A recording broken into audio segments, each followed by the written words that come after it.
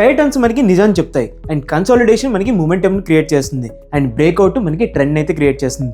అందుకే మనకి swing traders ఉంటారు కదా, బ్రేక్అవుట్ స్టాక్స్ కోసం వెతుకుతూ ఉంటారు. Hi guys, welcome two weekly breakout series. So ఈ రోజు సిరీస్లో మనం 3 స్టాక్స్ గురించి మాట్లాడుకుందాం. అందులో ఫస్ట్ స్టాక్ చూసుకుంటే ఈ స్టాక్ నేమ్ ఎటర్నల్. ఇది మనం చూసుకుంటే సెప్టెంబర్ 2024 నుంచి బిలో 300 రేంజ్లో అయితే ట్రేడ్ అవుతుంది అండ్ మనకి జూలై 2025లో ఫైనల్లీ బ్రేక్అవుట్ అయ్యి ఆల్ టైమ్ హై అయిన 368 ఫిగర్ అయితే టచ్ అయింది. బట్ మళ్ళీ అది పడిపోయి మనకి 300 ఫిగర్కి కిందన ట్రేడ్ అవుతూ దాన్ని రెసిస్టెన్స్ని సపోర్ట్గా మార్చుకుంది అనమాట. సో ఇప్పుడు మనం చూసుకుంటే ఇది 280 కన్నా తక్కువ వస్తే మాత్రం ఇన్వాలిడ్ అయిపోతుంది.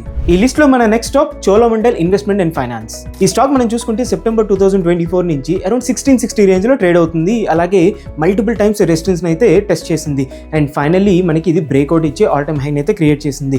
ఈ స్టాక్ ఇప్పుడు చూసుకుంటే మనకి తన యొక్క రెసిస్టెన్స్ని సపోర్ట్గా మార్చుకొని ట్రేడ్ అవుతుంది, అలాగే రీటెస్ట్ అయితే చేస్తుంది. బట్ ఏదలా ఉన్నా మనకి 1645 కన్నా తక్కువ వస్తే మాత్రం ఇది ఇన్వాలిడ్ అయిపోతుంది. మన లిస్ట్లో last stock Hindustan copper. Copper రీసెంట్గా మనకి రెసిస్టెన్స్ బ్రేక్ అయ్యి ఆల్ టైమ్ హై క్రియేట్ చేసిన తర్వాత కాపర్ స్టాక్స్ కూడా అదే ట్రెండ్ని ఫాలో అవుతున్నాయి. ఈ స్టాక్ చూసుకుంటే ఎప్పుడు 350 కన్నా లోనే ట్రేడ్ అవుతుంటుంది అండ్ మనకి సెప్టెంబర్ 2025 నుంచి మంచి వాల్యూమ్ అలాగే ర్యాలీని అయితే చూపించింది అండ్ ఫైనల్లీ నవంబర్ 2025లో ఈ 350 అయితే బ్రేక్ చేసింది.